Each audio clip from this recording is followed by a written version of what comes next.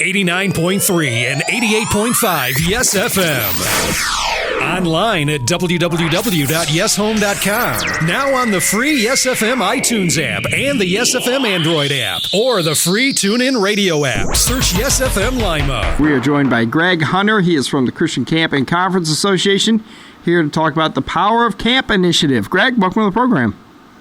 Thank you, Tommy. It's great to be here. It's great to have you back with us. I know we talked last year, right about this time, and tell us about what the Power of Camp initiative is all about.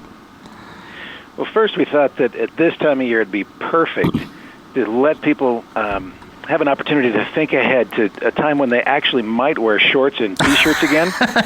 I'm told it's coming. I'm finding it hard to believe. With the weather the way it is across the country, even here in Colorado where I am, snow on the ground, frigid temperatures outside. So let's brighten people's attitudes and moods a little bit. And I'll tell you, the Power of Camp is a national effort on behalf of our association to raise the awareness of the Christian camp experience. And we believe that there's something special about camp. That's why we call it the Power of Camp. It's an opportunity for kids to get away from their daily routines, to decompress, to think about their future, to think about who they really want to be, and particularly to hear the voice of God speaking into their hearts. I think I told you last year, Tommy, I was one of those kids who was not raised in a Christian home and went to camp at 17 as a pretty angry, rebellious kid, and heard clearly a message of God's love for me in a place that was away from my daily routine and allowed me that opportunity to give my life to Him. And so we believe that the Power of Camp is very strong with that ability to change kids' lives. Can I tell you a little more about the initiative? Sure, please do.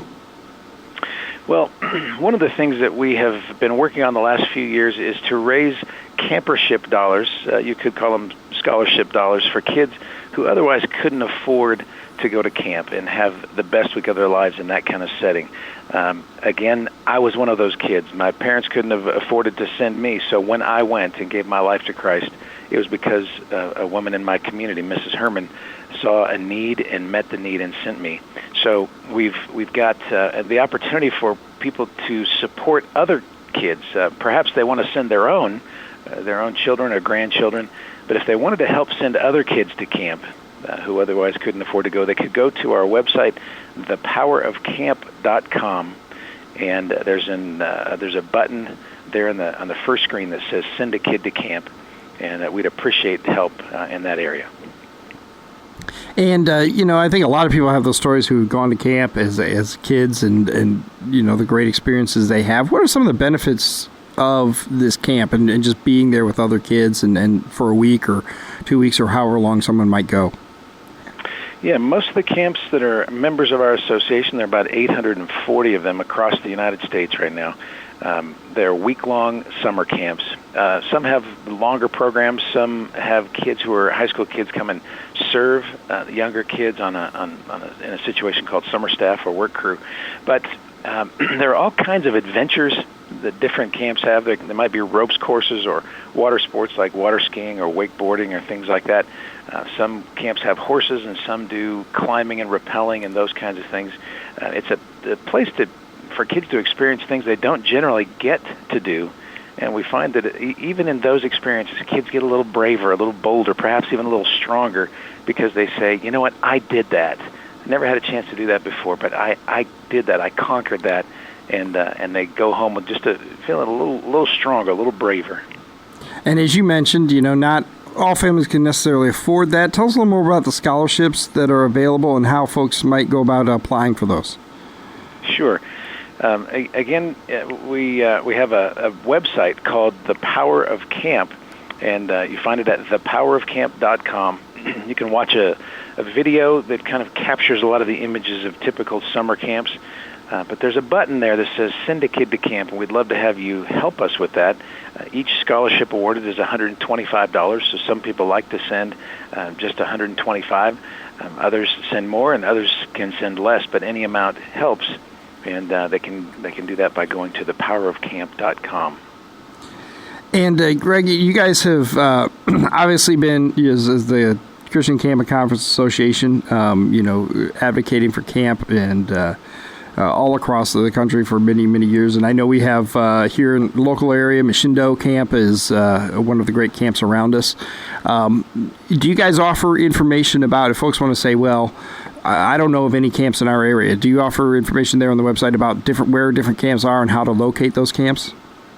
Absolutely. If someone wanted to go in and find a camp, they can do that at thepowerofcamp.com, and there's a button that says Find a Camp.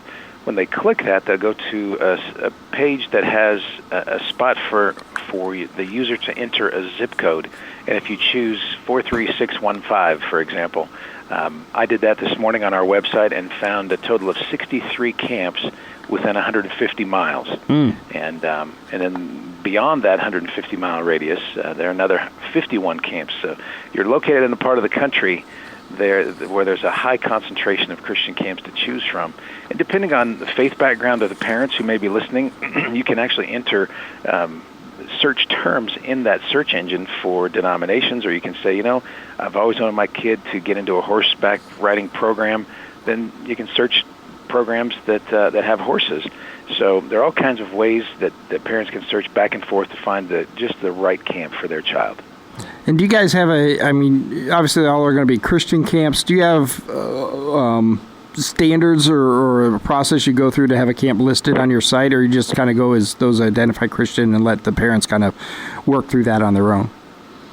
We have a statement of faith that can be found on our website.